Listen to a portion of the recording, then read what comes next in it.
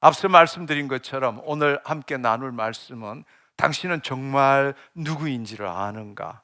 이것은 신앙의 처음이고 마지막입니다. 오늘 결론은 뭔가 하면 구원받은 당신은 하나님의 자녀로 재창조된 겁니다. 바로 이 사실을 아는 것과 모르는 것은 그야말로 신앙생활에 있어서 하늘과 땅 차이입니다.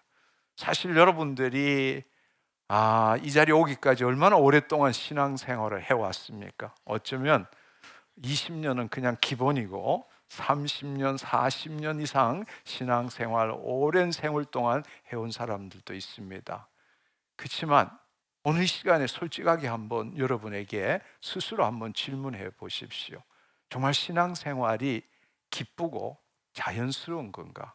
아니면 여전히 힘겹고 무거운가? 한번 생각해 보십시오. 많은 성도들은 이렇게 말합니다. 나는 죄인인데 하나님의 은혜로 구원을 받았다. 그러니 이제는 죄 짓지 않고 거룩하게 살아야 한다. 너무나 많은 사람들이 이런 이야기를 듣고 나누고 합니다. 틀린 말은 아닙니다. 그렇지만 이 고백 안에는 치명적인 문제가 숨어져 있습니다. 이 고백의 출발점은 뭔가 하면 나는 죄인이라는 것이죠.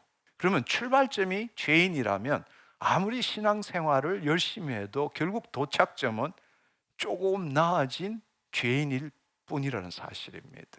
그 프레임 안에서는 신앙이 기쁨이 아니라 짐이 되는 것이죠.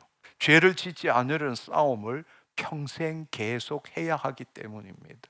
당신은 지금 어떤 프레임으로 지금 신앙생활하고 있는 것입니까? 성경은 죄사함에 대한 이야기가 아닙니다. 오늘도 우리가 함께 나누는 것은 죄사함에 대한 이야기가 아닙니다. 타락한 인간이 예수님의 피로 죄 용서함을 받고 천국 가게 되었다는 그런 이야기가 아니라는 것입니다. 물론 그것이 거짓이란 말은 아닙니다. 그렇지만 그것은 복음의 일부일 뿐이지 결코 복음이 말하는 정말 핵심은 아니라는 것입니다. 복음의 전체를 온전하게 보기 위해서는 오늘 이 시간에 훨씬 더 앞으로, 훨씬 더 깊은 곳으로 우리는 거슬러 올라갈 줄 알아야 합니다. 무엇보다도 놀라운 사실은 에베소서 1장 4절에 보면 곧 창세전에 그리스도 안에서 우리를 택하사 우리로 사랑 안에서 그 앞에서 거룩하고 흠이 없게 하시려고 말씀하십니다. 여기 놀라운 사실은 처음부터 한번 천천히 읽어보면 창세전이라고 되어 있습니다. 창세전에, 즉 세상이 창조되기도 전에 이미 하나님은 그리스도 안에서 우리를 택하셨다라는 이야기입니다. 창세전에 이미 예수님은 구원자이시지만 창조주이십니다. 따라서 세상이 창조되기 이전에 이미 하나님께서는 예수 그리스도 안에서 우리를 택하셨다라는 겁니다. 그것이 바로 하나님의 예정이십니다. 그렇지만 그걸 하나님이 우리를 택하셨지만 우리에게 자유의지를 줬기 때문에 바로 예수 그리스도를 믿을 때 우리가 하나님의 자녀가 되는 것입니다. 이 말씀은 구원의 계획은 아담과 하와가 타락하고 나서 하나님이 계획하신 것이 아니라는 사실입니다. 구원의 계획, 하나님께서 우리를 구원하고자 하는 계획은 아담과 하와가 타락하고 난 다음에 어쩌면 급조된 계획이 아니라는 거예요.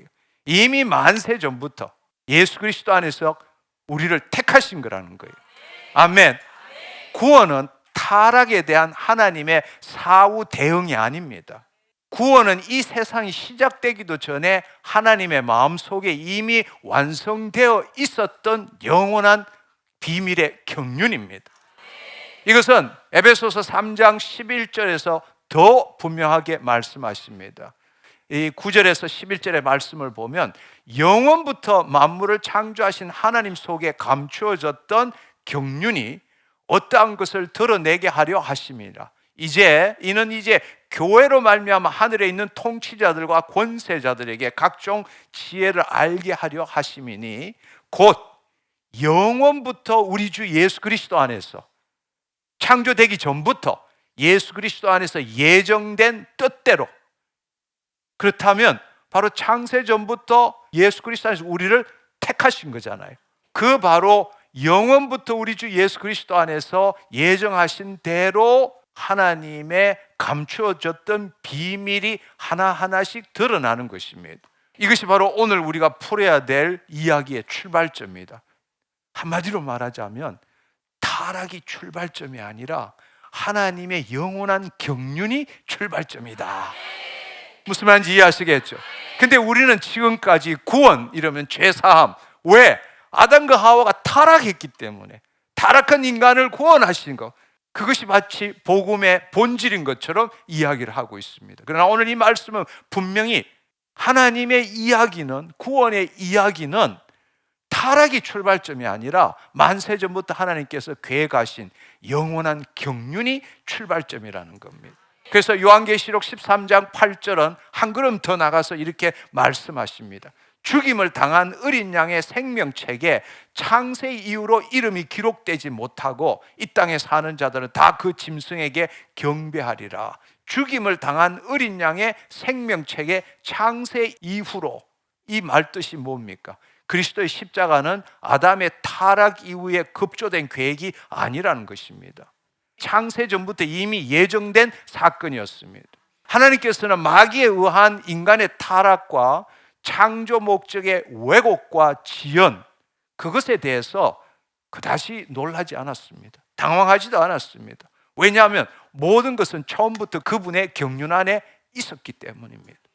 오늘 이 말씀이 여러분에게 충격일지 모르지만 이것은 제가 하는 이야기가 아니라 성경을 다시 볼 때에 성경을 하나님과의 언약에 기초한 인간의 구속사로 보는 게 아니라 하나님의 창조 목적의 실현의 관점에서 볼 때는 우리는 성경을 보다 더 성경적으로 넓고 깊게 볼 수 있게 되는 것입니다. 오늘날 교회 안에는 두 가지 프레임으로 살아가는 성도들이 있습니다. 이것을 오늘 명확하게 구분하는 것이 오늘 말씀의 첫 번째 과제입니다. 첫 번째 프레임은 나는 죄인이었는데 하나님의 은혜로 죄 사함을 받았습니다. 예수님의 피로 내 죄가 용서되었고 죽으면 천국 갈 수 있게 되었습니다. 따라서 이제부터 은혜에 감사하며 죄 짓지 않고 거룩하게 살아야 한다. 죄 짓지 않고 거룩하게 살아야 한다. 왜냐하면 하나님이 예수 그리스도 이 땅에 보내주시고 우리가 은혜로 말미암아 죄 사함을 받았기 때문이다. 그렇지만 여러분들이 이 프레임 속에서 신앙생활의 핵심은 죄와의 싸움입니다. 처음부터 끝까지 죄와의 싸움입니다. 죄 짓지 않으려고 노력하고 더 거룩해지려고 노력하고 하나님을 실망시키지 않으려고 노력이 신앙의 전부가 되는 것입니다. 근데 이 전쟁은 평생 끝나지 않습니다. 왜냐하면 여전히 자신을 죄인으로 규정하고 있기 때문입니다. 죄인은 죄를 지을 수밖에 없습니다. 잘못된 정체성 위에 세워진 신앙생활은 아무리 열심히 해도 무너질 수밖에 없다라는 겁니다. 당신이 죄인이라는 프레임을 갖고 있다면 평생 동안 죄와 싸워야 되고 결국에는 죄로 빠져들어갈 수밖에 없다라는 것입니다. 여러분, 지난주에도 함께 나누었습니다. 죄를 짓기 때문에 죄인이 아니라 죄인이기 때문에 죄를 지을 수밖에 없는 존재인 겁니다. 그러나 여러분 한번 생각해 보십시오. 두 번째 프레임은 이렇습니다. 나는 창세전부터 하나님의 경륜 안에서 예정된 존재다. 예수 그리스도 안에서 그 경륜이 내 안에서 완성되었다. 아멘. 본래부터 창세전부터 하나님의 경륜 안에 예정된 존재인데 마침내 때가 이르러 예수 그리스도께서 이 땅에 오셨고 내가 그 예수 그리스도를 믿음으로 그 예수 그리스도 안에서 창세전부터 예정된 그 경륜이 내 안에서 완성되었다. 따라서 나는 재창조된 하나님의 자녀이고 내 안에 계신 그리스도를 나타내는 존재이다. 이 신앙생활의 핵심은 죄를 안 짓는 게 아니라 여러분 의로운 일을 하기 때문에 의인이 되는 게 아니라 의인이 되었기 때문에 하나님의 의를 나타내는 게 당연하고 자연스러운 거예요. 신앙생활의 핵심은 내 존재의 자연스러운 흘러넘침입니다. 죄를 짓지 않으려고 노력하는 게 아니라 내 안에 계신 그분을 나타내는 것이 너무나 자연스럽고 당연한 일이 되는 겁니다. 이건 노력이 아닙니다. 내 존재의 본성에서 나오는 것입니다. 사과나무가 사과를 맺으려고 노력하지 않습니다. 사과나무라면 사과가 자연스럽게 맺히는 겁니다. 재창조된 존재가 하나님을 나타내는 것은 너무나 당연하고 자연스러운 일인 것입니다. 아멘. 문제는 당신이 죄인인가 의인인가에 따라서 당신의 신앙생활은 완전히 180도 달라진다는 이야기예요. 여러분은 지금 어느 프레임 속에서 살고 있습니까? 우리는 정말 그동안에 하나님을 정말 아는가, 예수님을 정말 아는가, 죄를 정말 아는가, 이 질문에 대해서 함께 답을 알아봤습니다. 그 모든 질문의 결론을 이야기하자면 바로 오늘 이 질문입니다. 당신은 정말 누구인가? 이 질문은 신앙의 시작이자 끝입니다. 하나님을 아는 것도, 예수님을 아는 것도 중요합니다. 죄를 아는 것도 중요합니다. 그러나 그 모든 것의 목적지는 내가 누구인가를 아는 것입니다. 내가 누구인가를 알 때 비로소 하나님을 어떻게 알아야 하는지, 예수님을 어떻게 믿어야 하는지, 죄를 어떻게 대해야 하는지를 제자리를 찾을 수 있기 때문입니다. 오늘 그 답을 함께 찾아가기를 원합니다. 오늘 이 시간을 통해서 저는 이전과 이후가 동일하지 않기를 축원합니다. 아멘. 죄인의 프레임에서 완전히 벗어나서 나 자유야 외치는 사람, 내 안에서 기쁨이 넘치는 그 일들이 일어나기를 축원합니다. 아멘. 우리가 이 일을 알기 위해서는 창조와 타락과 예수 그리스도께서 왜 이 땅에 오셨는지, 그리고 지금 우리가 누구인지를 하나하나 알아보기를 원합니다.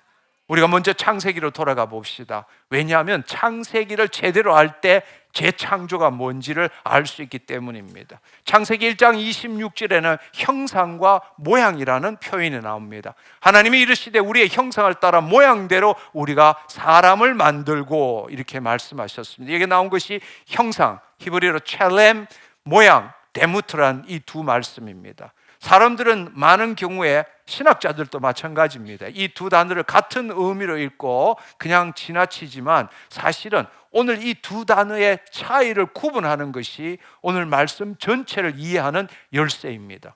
형상이라는 것은 지난주에도 아이콘이라고 그랬어요. 아이콘, 쫙 누르면 뭐가 튀어나온다, 그렇죠? 우리가 모니터에 뭘 누르면 그 프로그램이 나오듯이 우리가 하나님의 형상이라는 것은 누가 나를 쫙 누르면 하나님이 쫙 나타나는 게 형상이란 뜻이에요.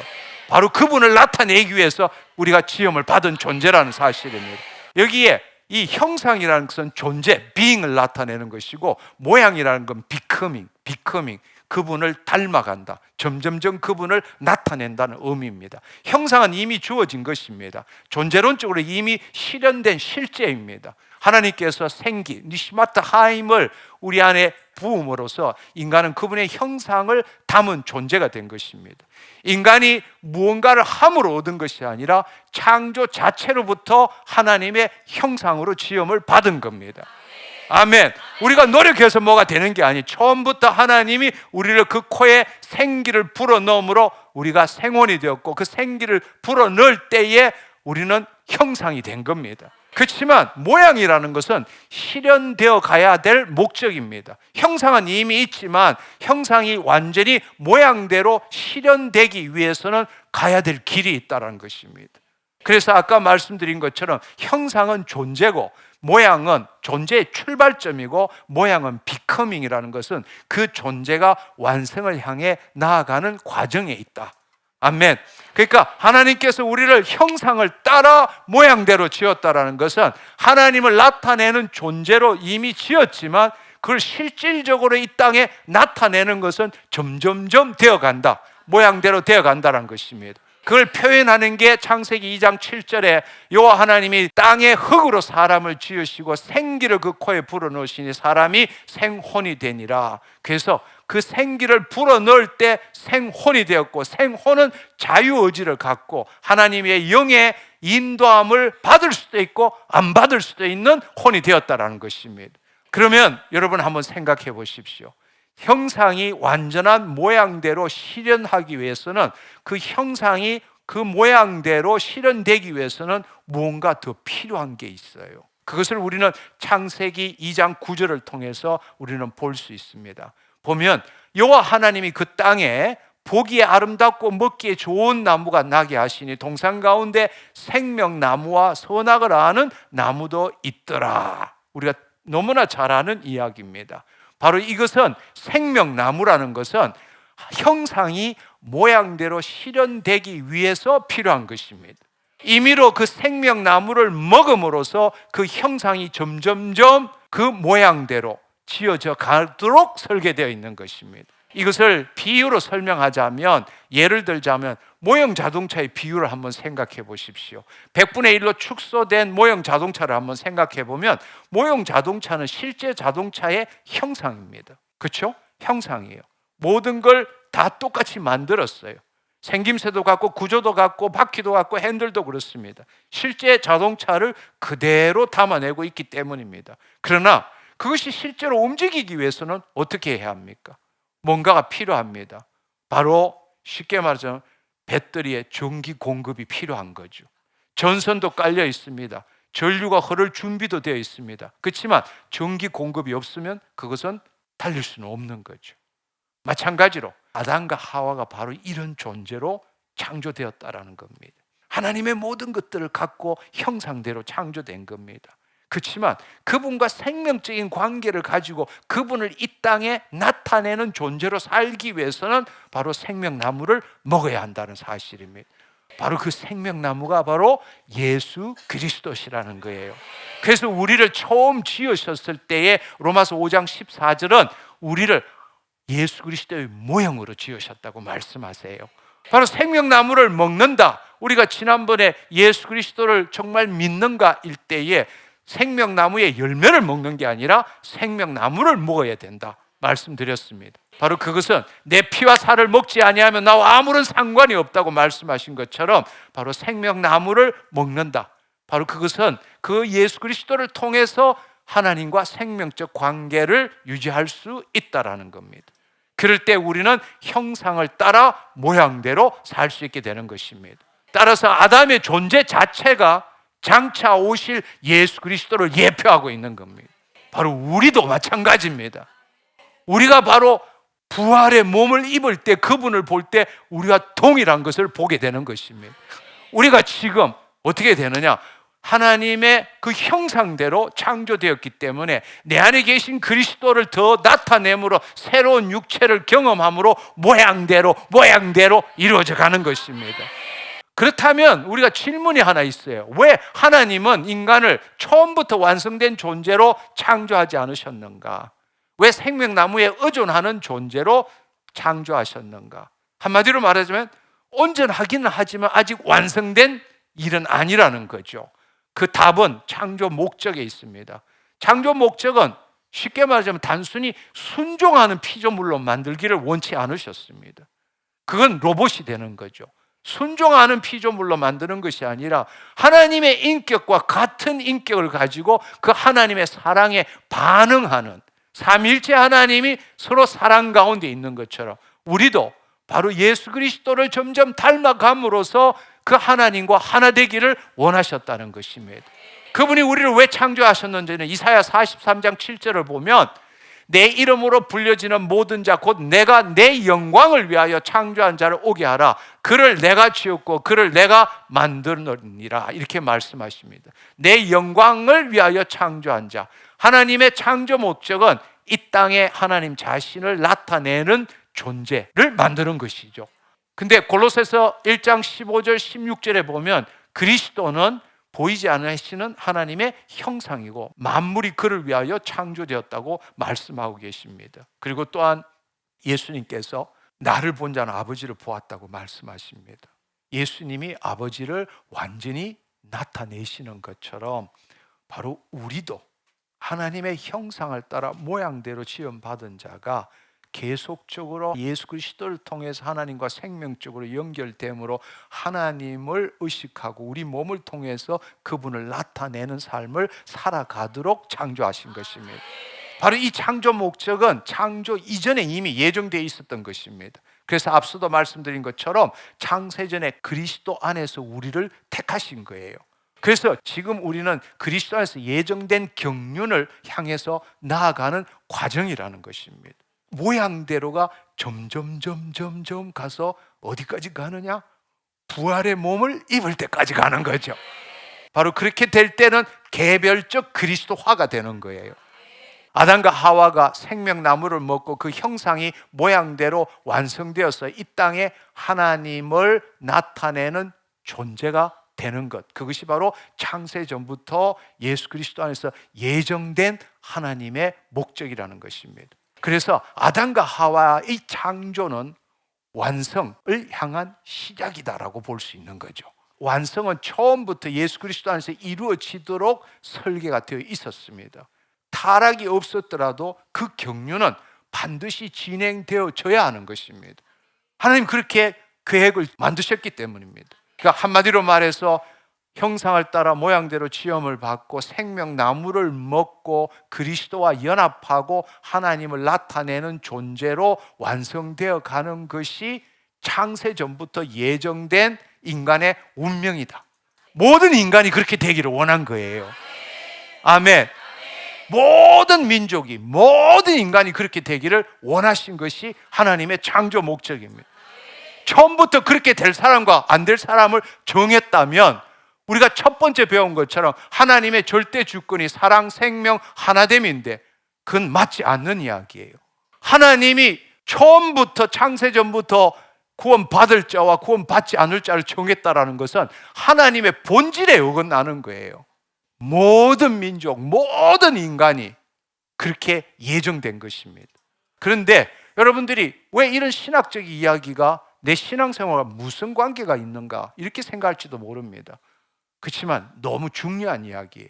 왜냐하면 창조 목적을 제대로 모르면 타락의 의미도 제대로 모르기 때문입니다. 창조 목적이 이게 얼마나 놀라운지 몰라요.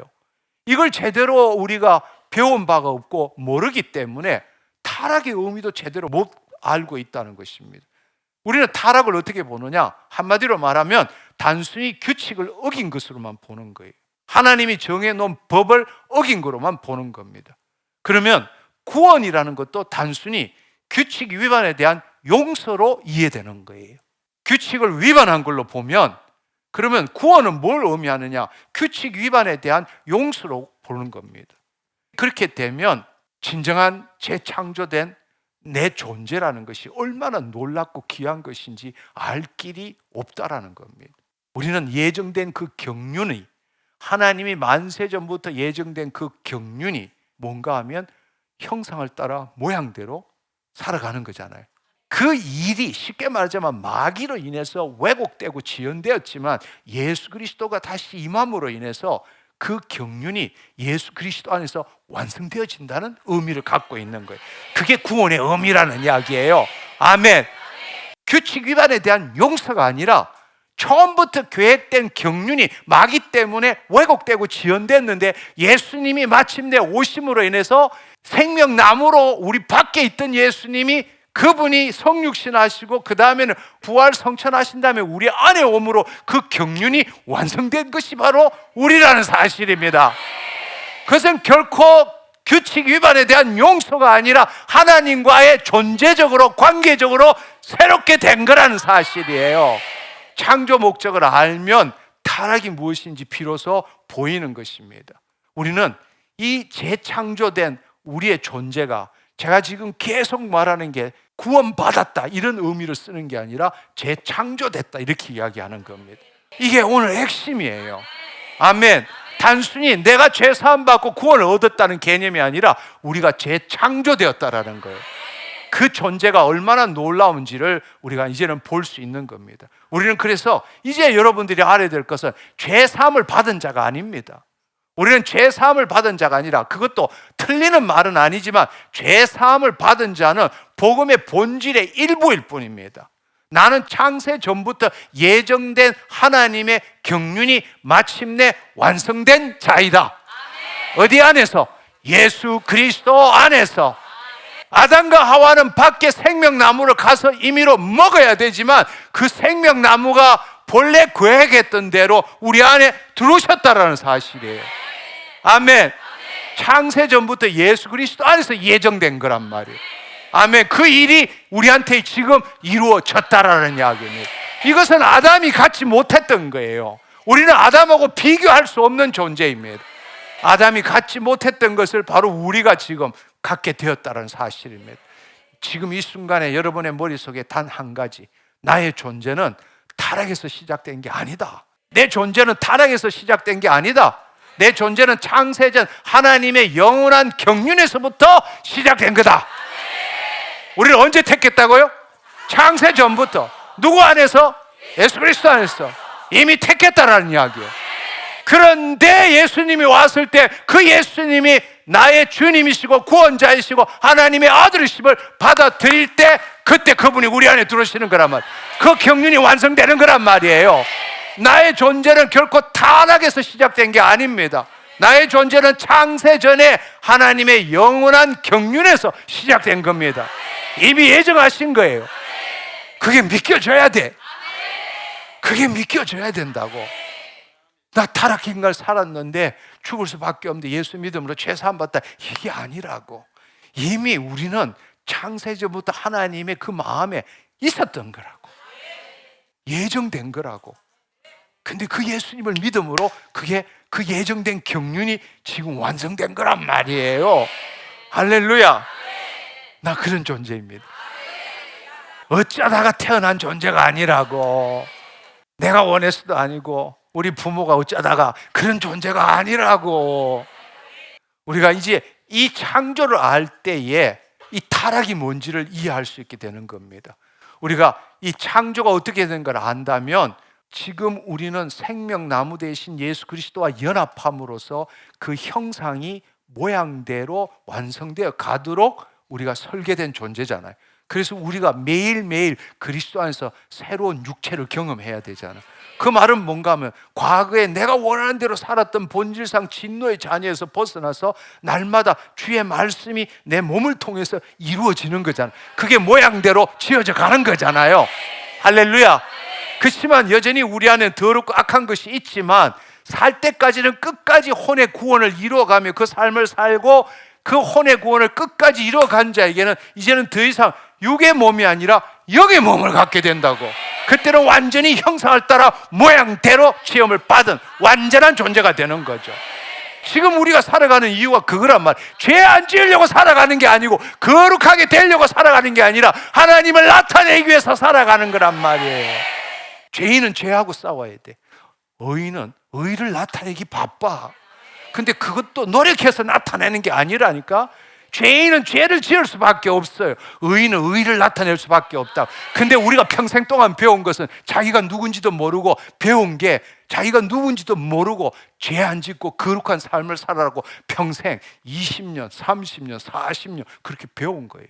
그게 껌딱지처럼 내 안에 붙어 있는 거라고. 늘 힘들고 무거운 짐을 지고 있는 거지. 신앙이 자유가 아니라 신앙이 무거운 짐이 된 거야. 근데 당신이 죽으면 당신이 죽는다는 뜻이 아니라 예수님이 말씀하신 것처럼 자기를 부인하고 자기 십자가를 지면 하나님 자연스럽게 나타나시잖아요. 근데 우리는 예수님이 죽으라 그러는데 우리는 예수님 때문에 어떻게든 살려고 그래서 죽기를 두려움으로 일생의 종로로 타고 있잖아요. 우리가 그걸 바꿔야 된다는 것입니다. 하나님께서는 창세 전부터 예정된 경륜을 갖고 계셨는데 바로 마귀 때문에 그 경륜이 방해를 받게 된 거죠. 그러니까 한마디로 하나님의 경륜이 포기된 게 아니고 왜곡되고 지연된 거죠. 그렇지만 바로 창세 이후로 죽임을 당한 어린 양, 그 어린 양 그분께서 십자가를 지시기로 만세 전부터 그분은 그걸 계획하고 계신 거죠. 그러니까 하나님께서는 뭔가를 예정한 것이 아니라 예지하신 거죠. 모든 걸 알고 계시죠. 그러니까 하나님께서는 예수 그리스도를 십자가에 못 박혀 죽도록 해야 되는 것도 예정한 게 아니라 예지하고 계시죠. 그렇지만 그렇다면 왜 그걸 그렇게 하지 않고 하느냐? 그렇지만 하나님이 사랑이시기 때문에 인간을 로봇으로 만들지 않고 하나님과 참 사랑을 나누기 위해서 그것을 감당하셨다라는 거예요. 그 하나님의 사랑이 얼마나 놀라운지를 우리는 알아야 합니다. 하나님은 타락을 아셨습니다. 그렇지만 타락 그조차도 당신 경륜 안에서 더 큰 영광을 위한 과정으로 비밀의 경륜으로 섭리하신 거예요. 타락은 창세전부터 예정된 하나님의 경륜을 왜곡시키고 지연시킨 인류 역사상 가장 치명적인 사건이었습니다. 그렇다고 해서 하나님의 경륜이 문제가 생긴 것은 절대로 아니라 것입니다. 그걸 알아야 됩니다. 타락을 이해할 때 많은 사람들이 범하는 실수가 있습니다. 뭐라고 생각하는가 하면 영혼 전체가 타락했다고 생각하는 거예요. 그러나 여러분이 다시 한번 생각해 보면 하나님의 영이 우리 안에 임함으로써 우리가 생혼이 되었잖아요. 근데 영혼이 타락했다면 하나님이 타락한 거예요. 영은 우리 게 아닙니다. 하나님의 거예요. 그렇기 때문에 그 영은 들어왔다고도 구약에 있어서는 그 하나님이 주신 위임된 일을 온전히 못할 때는 다시 거두어 가셨어요. 아담과 하와 때도 죄를 지었을 때에 그 혼이 죄를 지었을 때 거두어 가신 거란 말이에요. 따라서 죄를 지은 것은 우리의 혼, 자유의지를 가진 혼이 죄를 지은 것이지 영혼이 죄를 지은 게 아니라고. 그 영은 하나님의 것이니까. 인간은 하나님의 영이 임함으로써 우리는 혼과 몸을 가진 존재로 지음을 받은 거죠. 근데 혼은 자유의지를 갖고 있기 때문에 하나님 중심으로 살 수도 있고 자기 중심으로도 살 수 있다. 그래서 그것을 혼의 방향 전환이다.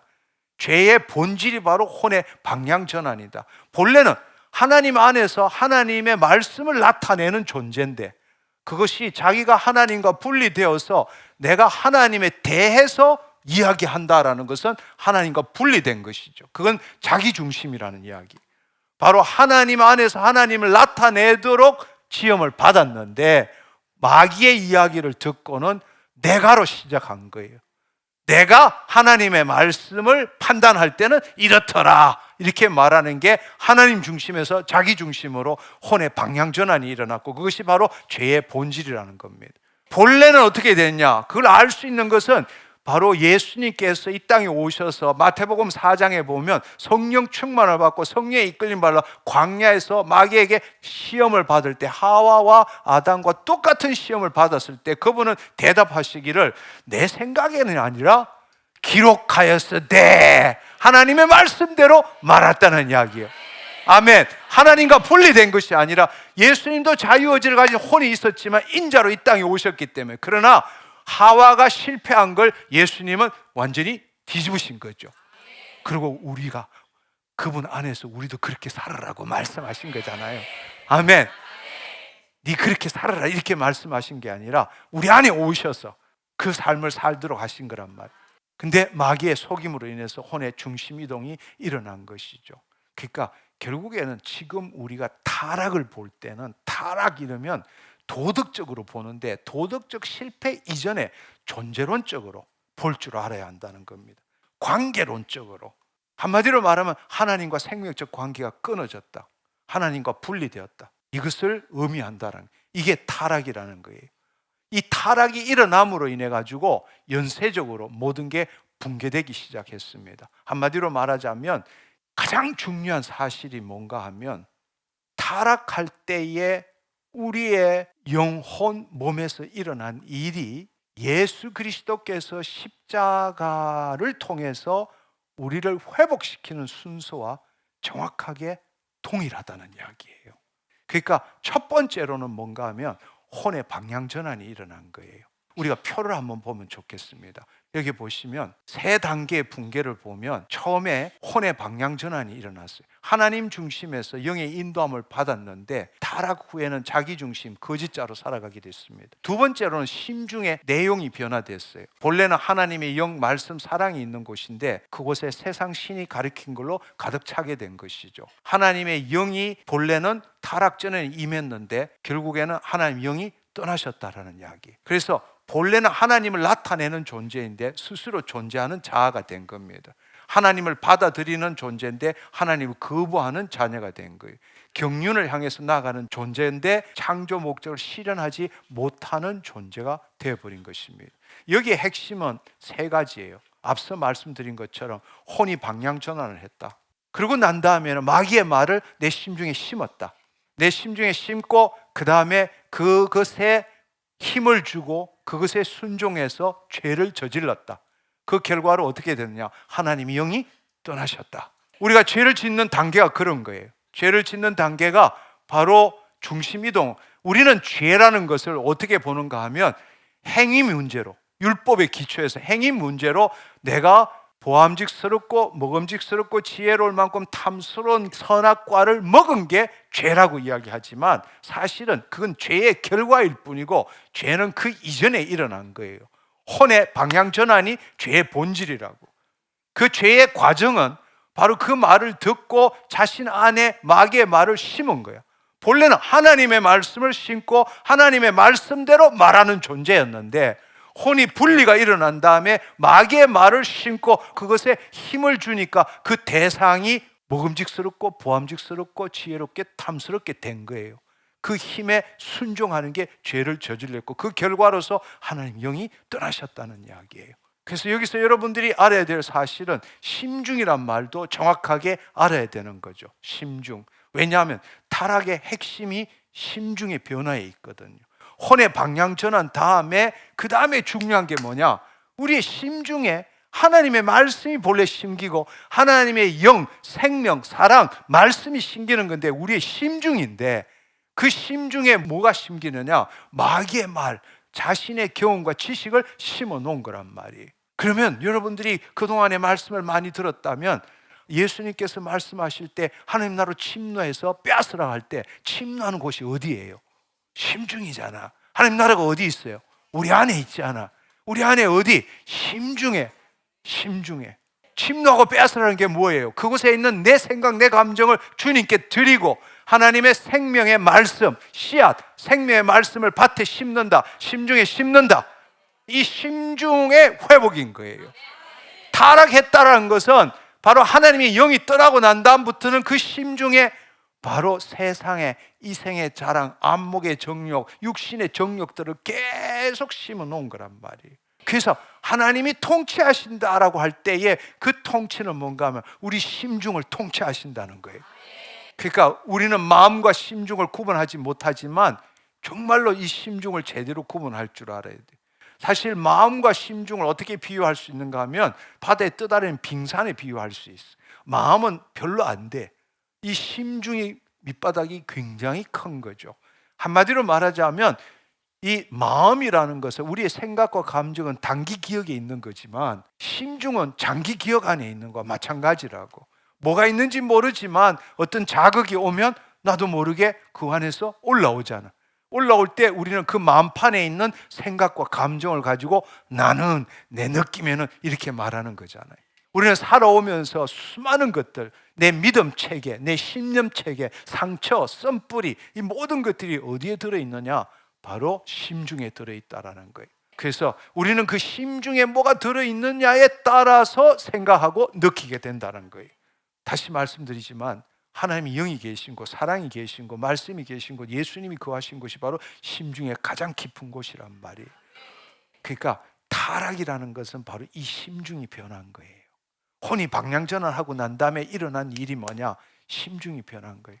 하나님 것으로 채워져야 될 심중이 타락한 혼이 세상 신을 받아들임으로써 전혀 다른 초등학문, 세상 풍조, 유전 이런 것들로 가득 채워놓은 거예요.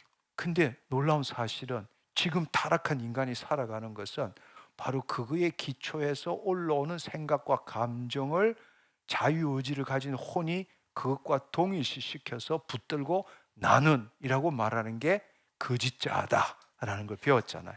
그래서 우리는 매일 이 거짓자의 3단 논법으로 살아가는 거예요. 뭔가 하면 내 심중에서 올라오는 생각은 진실이다.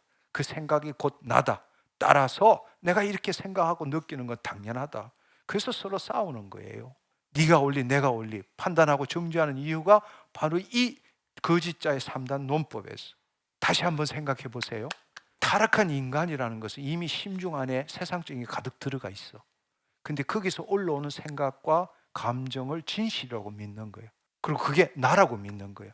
따라서 내가 그렇게 생각하고 느끼는 게 당연하다. 근데 한번 생각해 보라고. 내 심중에서 올라오는 생각과 감정이 진리냐고? 아니잖아. 내 경험과 지식의 한계 안에서 올라오는 거잖아. 그게 실제냐고? 아니요. 기억 속에 남아있던 거잖아. 그리고 그게 힘이 있나? 힘도 없어. 근데 그걸 나라고 하는 거예요. 근데 우리는 신앙생활을 바꿔야 되는 것은 심중을 바꿔야 되는데 내 생각과 감정을 바꾸려고 애쓰고 있는 거예요. 그러니까 아무리 열심히 신앙생활해도 돌아서면 또 돌았으면 또 돌았으면 또 할 수밖에 없는 게 심중이 안 바뀌니까. 예수님이 복음을 전하신 게 뭐예요? 하나님 나라의 복음이잖아. 하나님의 통치의 복음이잖아. 그러면 그 예수님이 비유로 말씀하신 모든 게 뭐에 속한다고? 심중을 바꾸는 거에 속하는 거잖아. 심중이 바뀌면 내가 바뀌는 거야. 심중이 바뀌면 내가 바뀌는 거라고. 자아에는 두 가지 자아가 있는 거예요. 거짓 자아 아니면 참 자아라고. 쉽게 말하자면 창조주 하나님께 들어가 있는 생각과 감정을 나는 이렇게 할 때는 참 자아가 되는 거고, 세상께 올라오는데 그걸 붙들고 나는 이러면 거짓 자아가 되는 거란 말이에요. 근데 그 하나님의 것이 올라오기 위해서는 우리가 그리스도 안에 있어야 된다는 이야기예요. 근데 우리 신앙생활 대부분은 바로 거짓 자아를 바꾸려고 그래. 한마디로 자기 생각과 감정을 바꾸려고 애쓰고 있는 거야.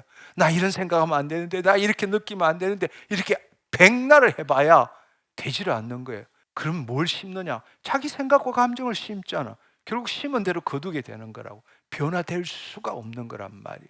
근데 그 심중을 바꾸기 위해서는 성령의 능력이 필요하다는 이야기예요. 할렐루야.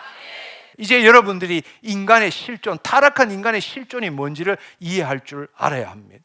이 타락은 이 하나님의 경륜을 왜곡하고 지연시켰지만 결코 파괴한 적은 없습니다. 하나님이 이미 만세 전부터 알고 계셨어요.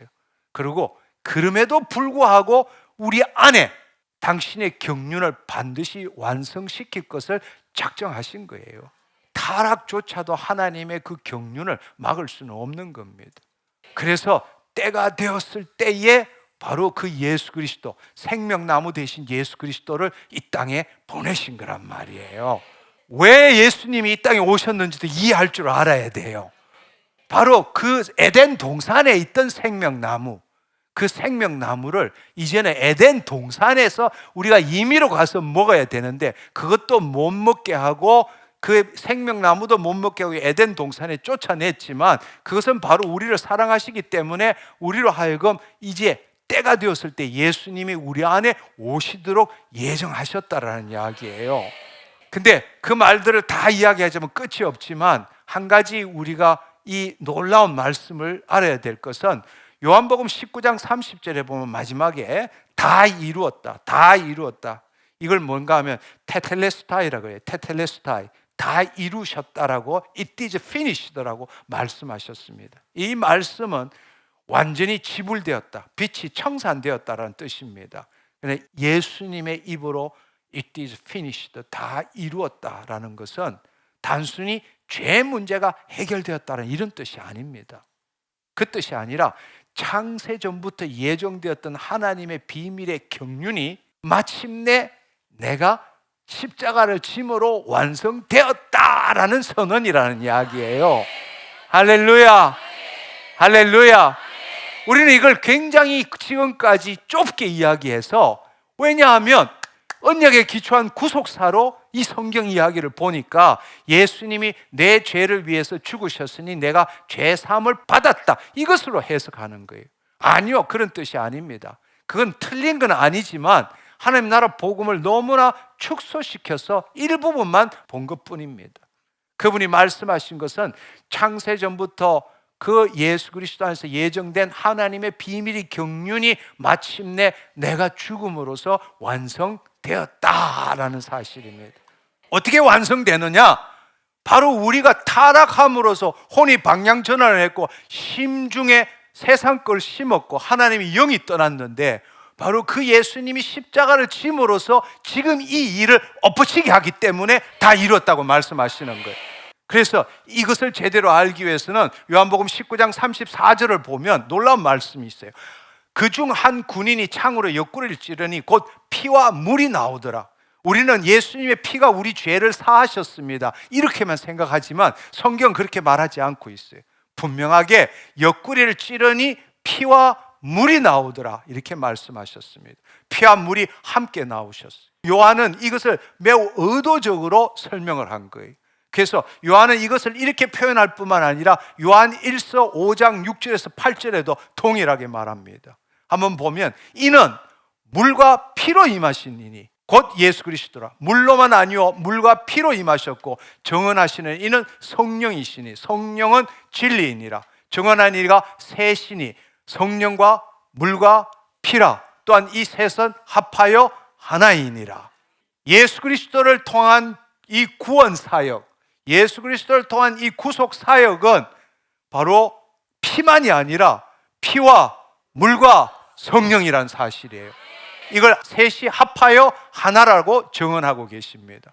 그러니까 우리가 다시 알아야 될 것은 예수님의 십자가의 사건은 단순히 피를 흘려 우리 죄를 사하신 사건이 아니라 피와 물이 함께 흘렸고 다음에는 성령님이 임하셨다는 겁니다. 그럴 때 이 구속 사역이 완성된 하나의 사건으로 이루어진다는 겁니다. 그렇다면 피는 뭘까? 피는 바로 혼의 죄값을 지불한 겁니다. 피의 의미를 알아야 돼요. 우리는 지금까지 어떻게 봤느냐? 피를 죄의 형벌에 대한 대가를 지불하는 것으로 이해했어요. 우리가 흔히들 형벌 대속론이라고 이야기해요. 형벌 대속. 우리가 죄를 지었기 때문에 죄값을 지불해야 되는데 그게 형벌이잖아요. 그러니까 형벌, 그 형벌 대속론. 예수님이 죽으심으로 받아야 될 우리 죄책을 예수님이 대신 받으셨다. 이런 관점으로 죄의 관점에서 설명하는 겁니다. 죄의 형벌에 대한 대가 지불로서 피를 의미하는 겁니다. 그러니까 하나님의 공의가 죄에 대한 형벌을 요구했고 예수님이 그 형벌을 대신 받으심으로 죄가 용서되었다는 것입니다. 이것도 틀린 말은 아닙니다. 그러나 이 피의 의미는 그보다 훨씬 더 구체적이고 깊다는 것입니다. 에레미야서 17장 11절의 말씀에 보면 육체의 생명은 피에 있고 이 피를 너희에게 주어 제단에 뿌려 너희 생명을 위하여 속죄하게 하였으니 생명이 피에 있으므로 피가 속죄하느니라. 이때 생명이란 게 뭔가 하면 히브리어로 네페시, 혼이란 뜻이에요. 혼. 네페시는 영혼을 가리키는 게 아닙니다. 혼을 가리키는 거예요. 그래서 한마디로 말하면 육체의 생명, 즉 육체의 네페시는 피에 있다. 다른 말로 피는 혼의 생명을 담고 있다. 따라서 피가 속죄한다는 것은 피가 혼의 죄값을 지불한다. 근데 우리는 그냥 형벌 대속론으로 우리 죄가 사함 받았다. 예수님이 우리가 받아야 될 형벌을 예수님이 대신 받았으니까 우리가 죄 사함을 받았다. 그렇지만 그건 너무나 그냥 뭉뚱그려 한 거라고. 우리가 제일 먼저 죄의 본질이 뭐라고요? 혼의 방향전환이라고. 그럼 예수님이 오셔가지고 제일 먼저 하신 일이 뭐예요? 혼의 죄값을 지불하신 거죠. 그게 바로 피라는 이야기예요. 아멘. 이 말씀은 이사야 53장 10절 12절 마태복음 20장 28절 요한복음 10장 11절 17절 요한복음 12장 25절에 생명, 목숨, 마음 그게 다 헬라어로 치면 푸시케, 혼이라는 것입니다. 내 목숨을 버린다. 내 생명을 버린다. 그게 내 생명, 내 목숨이 뭐냐? 푸시케, 혼을 버린다는 이야기. 바로 이 예수님이 우리의 혼의 죄값을 받았기 때문에 우리 죄값을 지불하셨을 뿐만 아니라 우리의 혼이 다시금 하나님에게 방향 전환할 수 있게 되었다. 우리가 지은 죄값을 예수님이 피를 흘림으로써 죄값을 지불했을 뿐만 아니라 우리의 혼이 다시금 하나님께 방향 전환할 수 있게 되었다. 그 다음에 인간이 타락할 때 생긴 게 뭐죠? 방향 전환 다음에 일어난 일이 뭐예요? 심중에 마귀걸 심어놨잖아. 그렇다면 물이 뭘 의미하느냐? 바로 물이 심중을 새롭게 한다는 거예요. 이것은 에스겔서 36장 25절에서 27절을 보면 알 수 있어요. 에스겔서 36장은 하나님의 영이 임한다는 놀라운 새 언약의 말씀이란 말이에요. 근데 그 출발이 뭐냐? 맑은 물을 너에게 뿌려 너희를 정결하게 하되 너희 모든 더러운 것에서와 모든 우상 숭배에서 너희를 정결하게 하시며 내 영을 너희 속에 두고 새 마음을 너희에게 주되 이렇게 말하고 계십니다. 너에게 뭐를 뿌린다고요? 맑은 물을 뿌려 너희를 정결하되 곧 바로 여기 보면 모든 더러운 것에서와 모든 우상 숭배에서 너희를 정결하게 하시며 새 영을 너희 속에 두고 새 마음을 너희에게 주되라고 말씀하십니다. 바로 맑은 물을 뿌린다는 걸 정결하게 한다는 겁니다. 새 영을 주고 새 마음을 준다. 쉽게 말하자면 하나님의 영이 심중이 새로워질 때 임하실 수 있잖아요. 쉽게 말하자면 심중이 새로워질 때, 즉 내용물이 다 바뀐다는 뜻이 아니라 이걸 나타내는 말씀이 뭔가 하면 에레미야 31장을 보면 알 수 있어요. 31장 33절에 보면 그러나 그날 후에 이스라엘 집과 맺을 언약이 이러하니 곧 내가 내 법을 그들 속에 두며 그들의 마음에 기록하여, 이게 뭘 나타내요? 심중을 나타내거든요. 그러니까 이 심중을 갱신한다. 심중을 갱신한다. 이제는 쉽게 말하자면 율법을 돌판에 새기는 것이 아니라 우리의 심중에 새길 수 있게 만든다는 이야기예요. 돌판에 있는 걸 지키는 게 아니라 바로 우리의 심중에 하나님의 말씀이 들어올 수 있도록 한다라는 이야기예요. 그러니까 쉽게 말하자면 우리 하는 일은 심중을, 하나님의 영을 받을 수 있는, 신약으로 이야기하자면 새 가죽 부대를 만든다는 뜻이라는. 마태복음 9장 17절에 보면 새 포도주가 뭐예요? 성령님이잖아. 새 포도주를 새 가죽 부대에 넣어야 한다. 하나님의 영이라는 새 포도주를 담기 위해서는 그것을 담을 수 있는 새 가죽 부대가 먼저 필요하다. 물이 바로 그 새 가죽 부대를 만드는 역할을 한다. 심중이 새 가죽 부대가 될 때 비로소 하나님의 영이 그 심중에 임할 수 있게 된다라는 이야기. 그렇다면 이제 정말 중요한 것은 바로 인간이 타락한 것을 그대로 예수님께서 십자가의 구속 사건을 통해서 이루신다는 거예요. 그걸 표로 보면 혼이 방향전환을 했어. 근데 그걸 혼을 다시금 방향전환을 다시 하나님 중심으로 바꾸기 위해서 예수님이 피를 흘리신 거란 말이에요. 그 다음에 타락은 심중에 막일 것이 채워졌잖아. 근데 예수님이 물을 흘리심으로 심중을 정결하게 새 가죽 부대가 되게 한 거라. 내용을 다 바꿨다는 게 아니라 가죽 부대를 바꾼 거야. 이제 하나님의 말씀이 들어올 수 있게 만든 거라는 이야기예요. 3단계는 타락했을 때 그 결과는 뭐예요? 하나님의 영이 떠나셨잖아. 바로 예수님이 우리에게 한 것은 첫 번째로는 십자가를 지심으로 우리를 회복한 거야. 십자가를 지심으로 피와 물을 흘리심으로 회복한 거라고. 두 번째로 약속하신 성령님을 보내심으로 인해 가지고 재창조되게 한 거란 말이야. 아담과 하와 때는 죄를 지었을 때 떠났잖아. 그러나 성령님이 오시면 죄를 지어도 떠나요, 안 떠나요? 안 떠나시잖아. 그 결과로서 우리는 흙으로 난 게 아니라 하나님으로부터 나서 예수 그리스도 안에 있는 자가 된 거잖아. 바로 예수님께서 이 땅에 오셔서 한 일이 뭐냐? 바로 회복과 재창조라는 이야기예요. 이 회복은 십자가의 사건이라고. 그렇지만 재창조는 바로 예수님이 그리스도의 영으로 오신 거란 말이에요. 그러니까 타락의 순서와 예수님이 우리를 회복시키는, 구원하시는 순서가 역순으로 회복되어지는 거란 말이에요. 타락이 혼이 방향전환을 하고 심중에 세상께 들어가고 하나님 영이 떠나는 것이었다라면, 바로 회복이라는 것은 예수님이 혼의 죄값을 지불하고 심중을 새 가죽 부대로 만들고 하나님의 영이, 약속하신 하나님의 영이 우리 안에 임하시는 거예요. 완전히 대칭되는 거죠. 그러니까 예수 그리스도의 십자가는 이 타락으로 인한 왜곡을 완전하고 철저하게 회복한 것을 우리가 볼 수 있다라는 이야기. 근데 이것을 그냥 이렇게 보는 게 아니라 우리가 죄를 대속받았다 이렇게 되면, 이 형벌 대속론적으로 하면, 그렇기 때문에 성령의 역사가 얼마나 놀라운지도 이해를 못하고 자기는 안 죽고 자기 죄만 사함 받은 걸로 대부분이 생각하고 신앙생활을 하는 거예요. 바로 자기가 죽는다라는 건 혼이 방향전환했다는 거잖아. 여러분 한번 생각해 보세요. 마태복음 16장 24절 25절에 자기를 부인하고 자기 십자가를 진다는 게 뭘 의미하느냐? 혼이 죽는다는 거잖아요. 자기 목숨을 얻으려는 자는 잃을 것이고 나를 위하여 자기 목숨을 버리는 자는 얻게 될 것이다. 근데 그 목숨이 뭐라고요? 혼이잖아. 혼. 그러면 우리가 알아야 될 것은 내 자아, 거짓 자아가 죽어야 되잖아.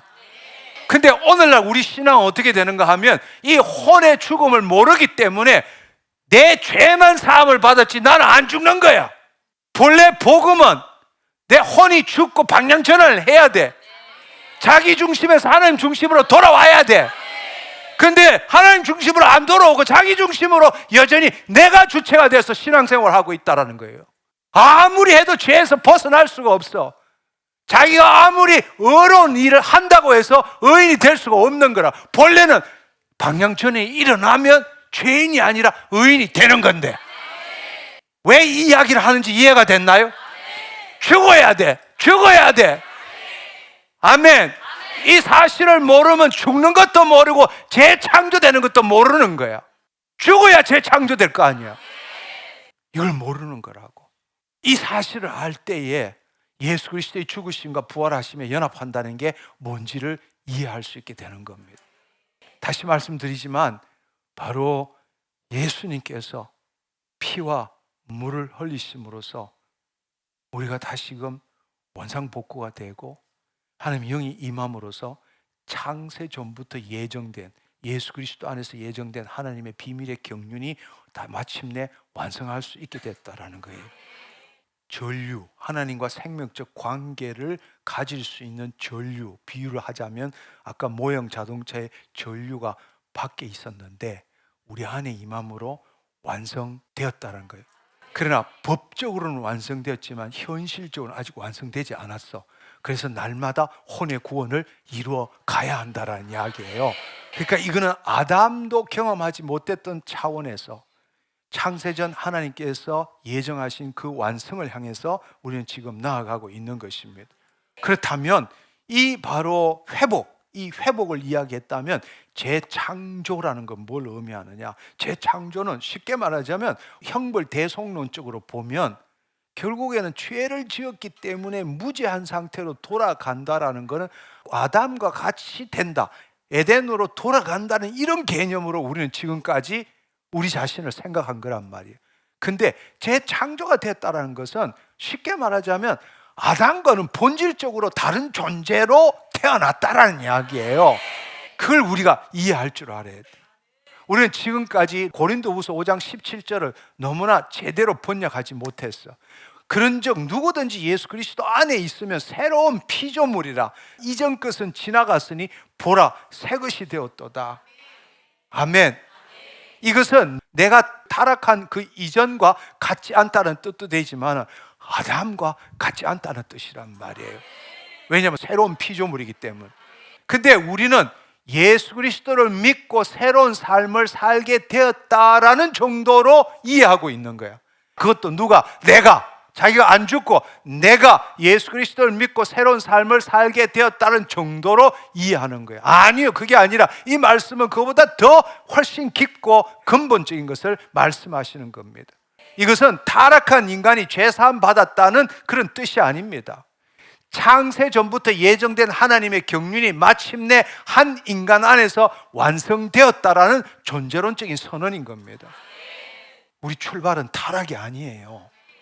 만세 전부터 시작된 하나님의 경륜이 우리의 출발점입니다. 그래서 우리가 앞서 말한 것처럼 우리가 이걸 알 때에 기존의 신학이 물론 큰 역할을 했지만 이 성경 전체를 못 보고 일부분만 보았다라는 것을 우리가 제대로 알아야 합니다. 그래야만이 자녀의 삶을 살 수 있어. 제발 신자의 삶을 사는 게 아니라 자녀의 삶을 살자고. 이 개신교에서 주류를 이루었던 것이 형벌 대속론이라고 앞서 말씀드렸습니다. 그러니까 한마디로 말하면 어떻게 보느냐? 인간이 죄를 지었어. 하나님의 공의가 그 죄에 대한 형벌을 요구하는 거죠.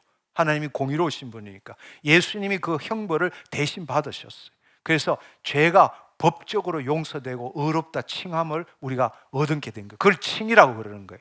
법적인 의미로 죄가 법적으로 용서되었고 의롭다 칭함을 받았다. 따라서 구원받은 자는 이제 죄짓지 않고 거룩하게 살아야 된다. 이게 우리가 갖고 있는 밑바닥에 있는 신앙 체계란 말이에요. 근데 이게 틀린 건 아니에요. 그렇지만 이거는 구원의 한 측면을 담고 있지 세 가지 측면에 있어서 결정적인 한계가 있어요. 바로 이 결정적인 한계, 이 결정적인 한계를 여러분이 알 때에 진짜 신앙의 무거운 짐에서 벗어날 수 있어.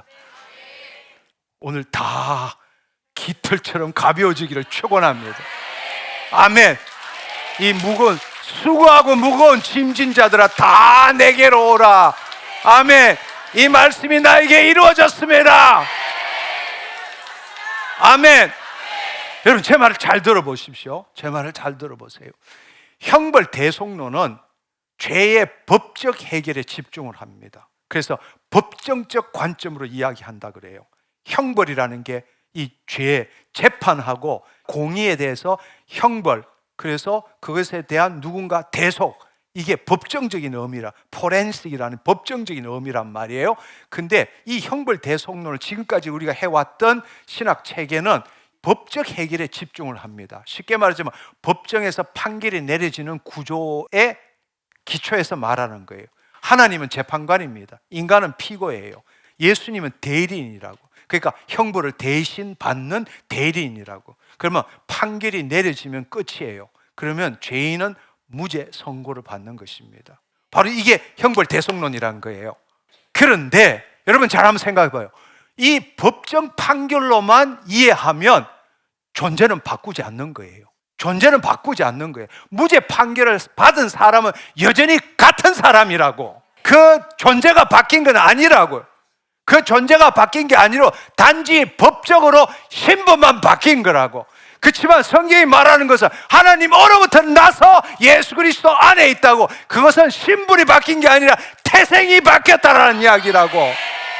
법정적으로 이야기를 하면 죄사함을 받아서 그래서 칭의로워. 그렇지만 그거는 존재가 바뀐 게 아니야. 그냥 법적 신분만 바뀐 거라고. 그러니까 이 신앙 체계에서 자기가 죽지를 않는 거야. 내가 죄사함 받았다는 거야. 무죄다. 예수님이 날 위해 죽으심으로 나 무죄다라는 거예요. 그렇지만 하나님의 그 창조전서부터 있었던 경륜으로 보면 하나님과 우리가 다시금 생명적으로 연결되는 게 창조 목적의 실현이라고. 죄의 문제가 아니라고. 그렇지만 여러분 방금 읽었던 고린도후서 15장 7절은 법적으로 무죄를 선고받았다라는 게 아니라 새로운 피조물이 되었다라고 말하고 있어요. 아멘. 이것은 법적 사건이 아니라 존재론적 사건이라고. 피고 자체가 새로운 존재로 되었다라는 거예요. 존재의 본질이 변화된 것입니다. 이거는 법정적인 구도로서는 절대로 설명할 수가 없는 거예요. 두 번째 한계는 관계론적 차원도 놓친 거예요. 관계론적 차원도. 법정 구도에서는 재판과 피고의 관계는 판결 이후에도 재판관과 피고의 관계밖에 안 돼. 무죄 선고를 받아도 피고인은 피고인일 뿐이라고. 그런데 성경이 말하는 것은 피고가 재판관의 아들이 된다는 이야기야. 무슨 말인지 이해하시겠어요? 웃을 일이 아니라 충격받을 일이잖아. 재판관이 무죄를 선고해도 피고는 피고인일 뿐이라고. 그런데 성경이 말하는 것은 무죄를 선고받았을 뿐만 아니라 피고가 재판관의 자녀가 된다는 거예요. 이게 얼마나 놀라운 일이냐고. 하나님 감사합니다.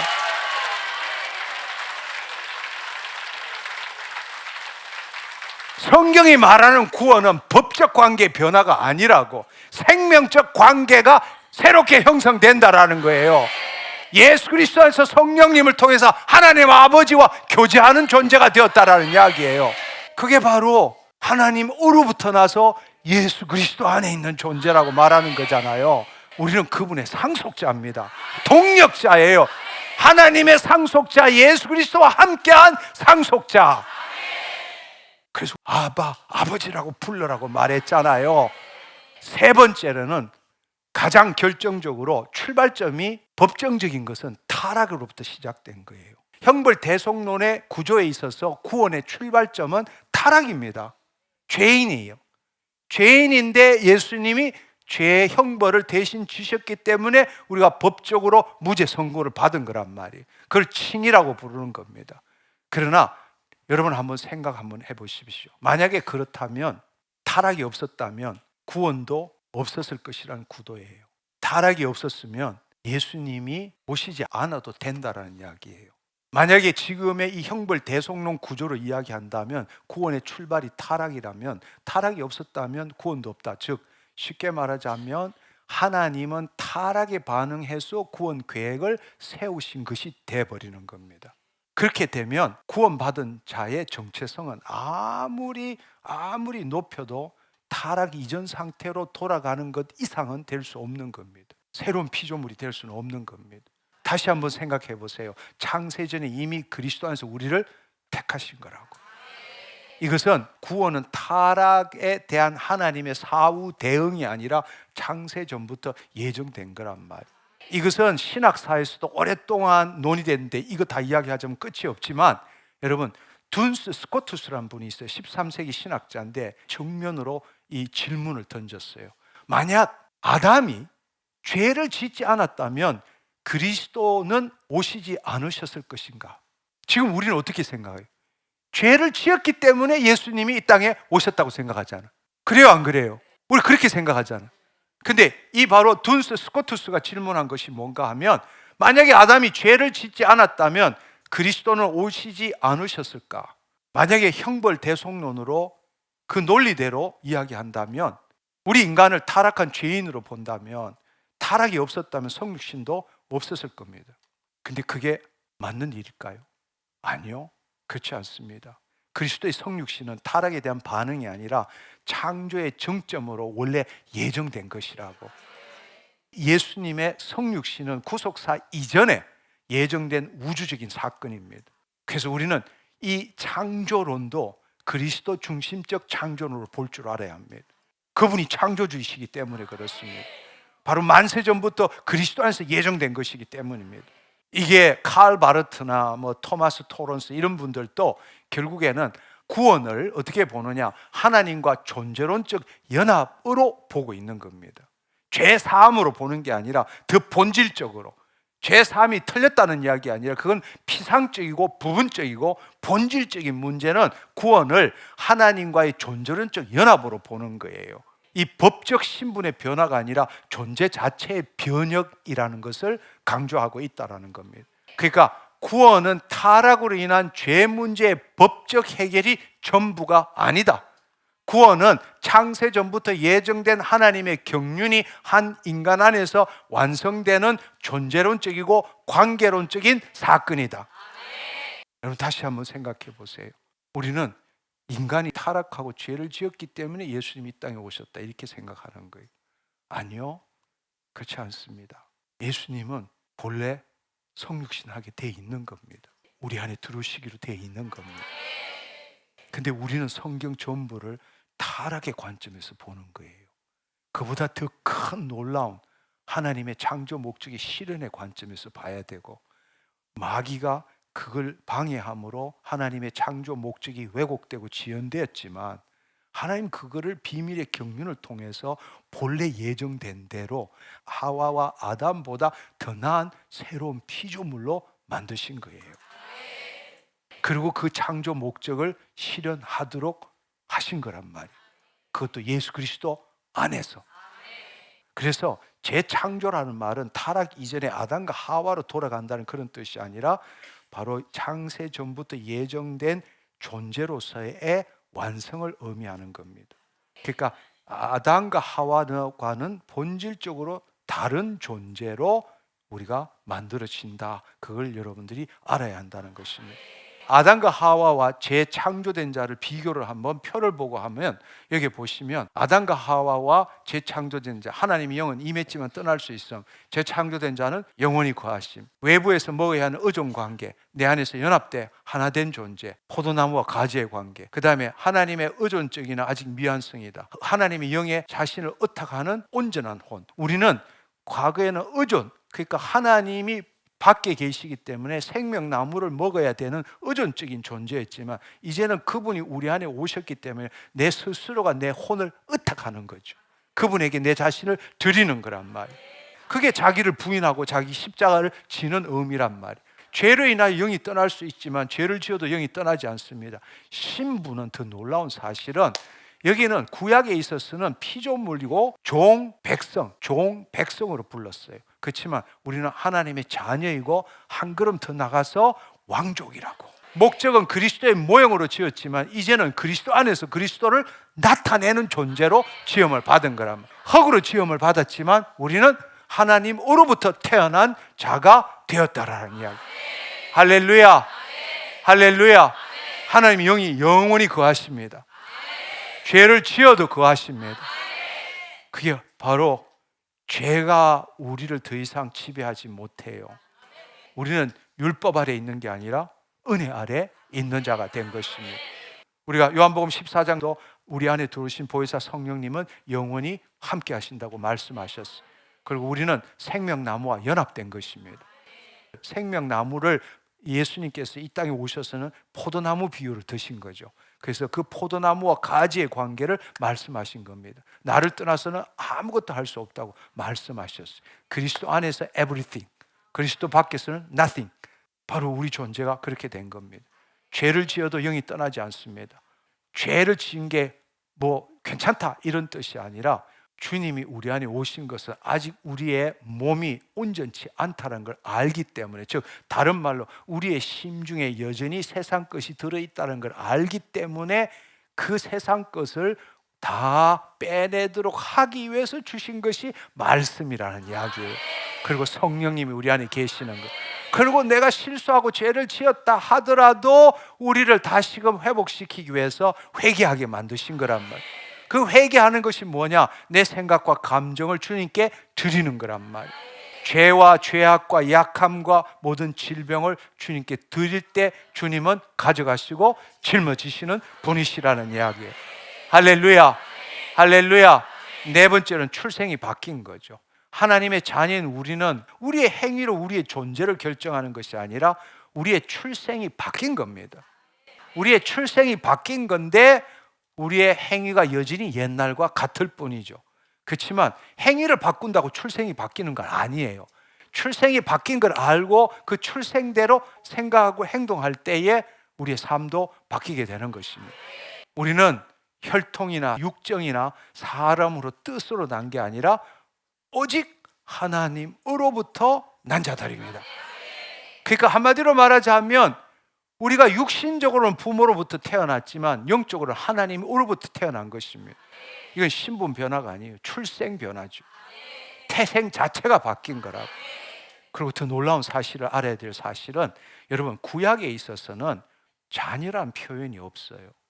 아담과 하와도 우리는 그냥 아담과 하와 하나님의 자녀 이렇게 이야기하지만 성경 어디에도 아담과 하와를 하나님의 자녀라고 부른 적이 없습니다. 그리고 타락한 후에 구약의 모든 것도 어떻게 종과 주인, 그 다음에 백성, 그 다음에 왕, 목자와 양, 남편과 아내 이런 방식으로 표현했어요. 근데 세 구절에 있어서 출애굽기, 신명기, 호세아 이런 데 보면 자녀라고 불러요. 근데 그거는 개인을 부르는 게 아니라 이스라엘 공동체를 부를 때의 자녀들이라고 이렇게 불러요. 구약에 있어서는 한 번도 백성들을 자녀라고 부른 적이 없어요. 물론 비유적으로 미래에 대한 예표적으로 나의 아버지라는 게 시편에 나오기는 해요. 그렇지만 그건 그야말로 몇 개밖에 안 돼요. 그러니까 이 백성들을 자녀라고 부른 적이 없습니다. 근데 신약에 오면 어떻게 되느냐? 하나님이 실제로 아버지가 되신다고 말씀하셔요. 그래서 그 구약에 있어서의 서기관과 바리새인들이 예수님을 십자가에 못 박아 죽인 이유 중에 하나가 나와 아버지는 동일하시다는 이 말 때문에.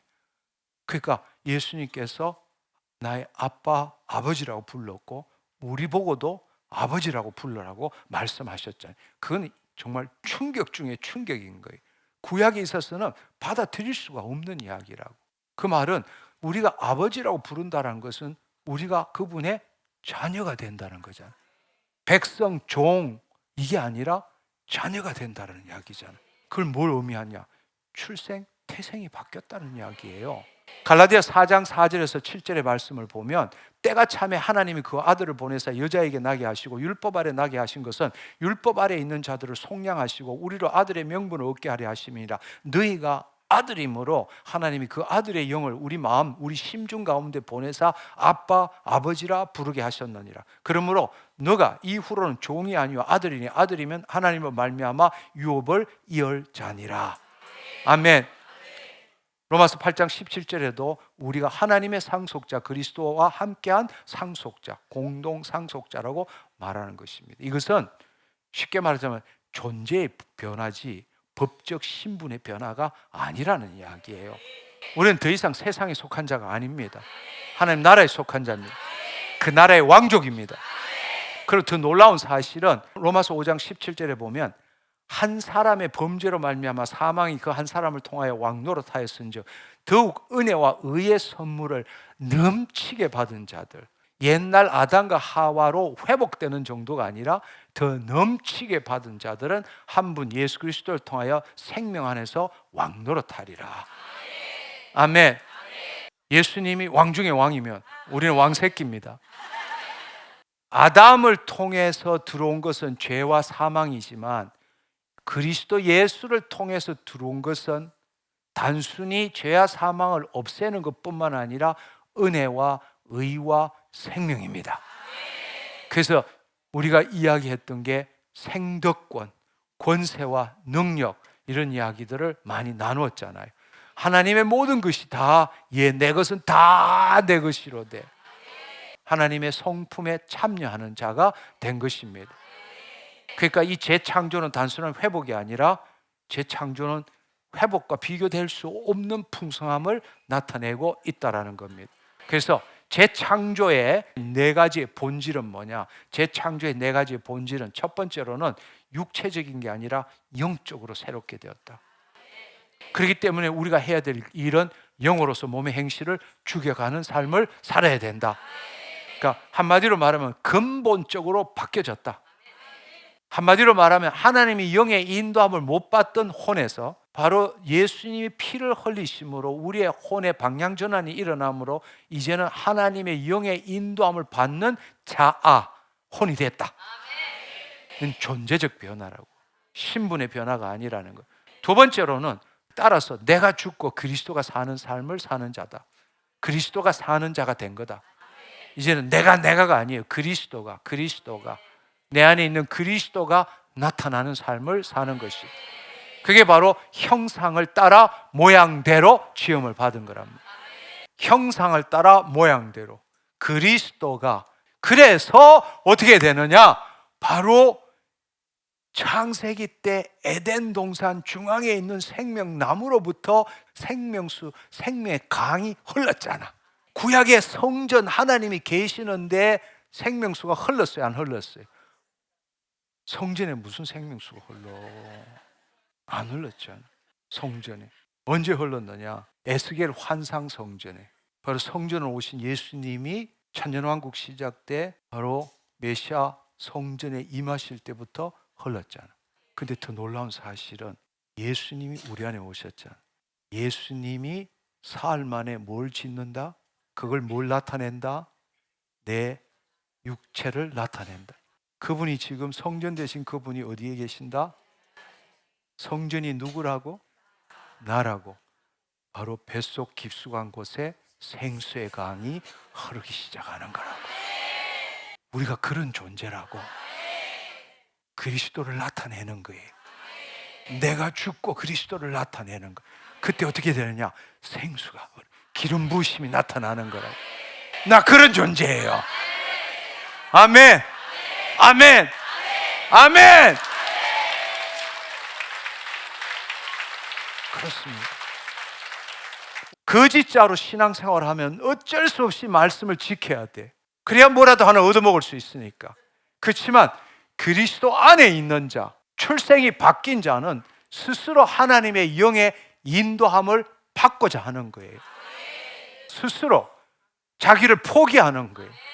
손해보고 피해를 보더라도 먼저 그의 나라와 의부터 구하는 거예요. 그럼 처음에는 손해봐, 피해봐. 그럼 너무 불편해. 그렇지만 뒤에 일어나는 일이 뭔가? 첫째, 모든 게 합력하여 선을 이루고, 둘째는 그리하면 그 모든 것이 더하시리라. 지금은 내 육체가 기뻐하는 일, 나한테 유익이 되는 일, 피해를 보지 않는 일, 불편하지 않도록 하는 일만 먼저 해. 그렇지만 우리 스스로가 그것보다는 더 중요한 게 하나님의 영의 인도함을 받는 게 먼저라고. 내 혼이 하나님의 영의 인도함을 받아서 그리스도 안에 들어갈 때가 하나님의 통치가 이루어지고, 주의 말씀을 심중에 심고 이루는 게 하나님의 의를 나타내는 거예요. 그럴 때 그 모든 것이 더하시리라. 이걸 경험한 자는 옛날하고 똑같이 살지 않게 되는 거예요. 지금처럼 예수님 닮아가려고 가랑이 찢어지는 일은 더 이상 하지 않는 거라고. 그건 뱁새가 황새 따라가는 것 똑같은 거라고. 그분이 우리 안에 계셔. 예수님을 닮아가는 게 아니라 포도나무와 가지를 생각하며 우리는 그리스도를 나타내는 사회가 됩니다. 근데 이 하나님을 나타내는 것은 지금 우리가 예수님을 닮아가려고 애쓰고 노력하고 막 자기를 치고 정죄하는 게 아니라고. 그건 죄인이 그렇게 하는 거라고. 죄인이 죄인 안 되려고 할 때 그렇게 할 수밖에 없어. 근데 우리는 의인이야. 그러니까 의인의 가장 자연스럽고 당연한 일은 노력하는 게 아니라 존재, 의인이란 존재의 자연스러운 나타남일 뿐이라고. 근데 그러면 왜 안 나타나느냐고, 왜 열매가 안 맺히느냐고. 당신이 거짓자로 아직 자기를 붙들고 있기 때문에 안 나타나는 거예요. 자기를 부인하고 자기 십자가를 안 지니까 주님이 나타나고 싶어서 매일 막 두드리고, 예, 제발 나한테 기회 달라고 그러는데, 가 계셔, 내가 알아서 할게, 필요할 때 부를게요. 이렇게 신앙생활을 하고 있는 거라고. 이제 여러분이 믿은 대로 될지어다, 심은 대로 거두게 되는 거예요. 나 하나님을 나타내는 게 너무 당연한 거야. 내 본성이야. 내 본성이라고. 죄 안 지으려고 애쓰지만 나 죄를 지을 수 없는 존재라고 선포하라고. 죄 안 지으려고 애쓰니까 더 죄를 짓게 되는 거라고. 나 죄를 지을 수 없는 존재야. 나 하나님을 나타내는 게 너무 당연해. 내 존재에 따른 자연스러운 거야. 이렇게 믿으라고. 그게 진짜라고. 지금 심으라고. 언제 심으려고? 지금 심으라고. 지금 심으라고. 네. 난 죄를 짓고 싶지도 않고, 나 죄하고 아무런 상관이 없어. 예수님이 죄에 대해서 마침이 되셨는데 나 하나님을 나타내는 게 너무 자연스러워. 너무 당연해. 내 본성이야. 내 본성이야. 그러니까 여러분들이 늘 생각할 때, 제가 늘 이야기했지만 스위치 끈 거 다시 켜란 말이에요. 지금 내 안에 하나님의 사랑, 생명, 능력이 흐르고 있어. 거듭날 때부터 공짜로 죽을 때까지 지금 흐르고 있는 거야. 근데 마귀 때문에 속아가지고 거기에 내용에 묶여서 스위치 꺼버린 거란 말이에요. 그리스도 안에서 키라고. 아멘. 그걸 키면 하나님의 의를 나타내는 건 너무 자연스러운 거야. 내가 열매를 맺는 게 아니라니까. 붙어 있으면 가지에 포도나무 열매가 맺히게 된다라는 이야기예요. 할렐루야. 우리가 열심으로 살지 말라는 게 아니라 능력 주시는 자 안에서 우리가 최선을 다하는 거지, 내가 최선을 다하는 삶이 아니라는 이야기예요. 새로운 삶을 삽시다. 할렐루야. 네. 여러분 한번 생각해 보세요. 고린도후서 5장 21절에 죄를 알지도 못하신 이를 우리를 대신하여 죄로 삼으신 것은 우리로 하여금 그 안에서 하나님의 의가 되게 하려 하심이니라. 하나님의 의가 되게 하려 하심이니라. 쉽게 말해서 의를 행하는 자가 되는 게 아니고, 여기 말씀은 뭐예요?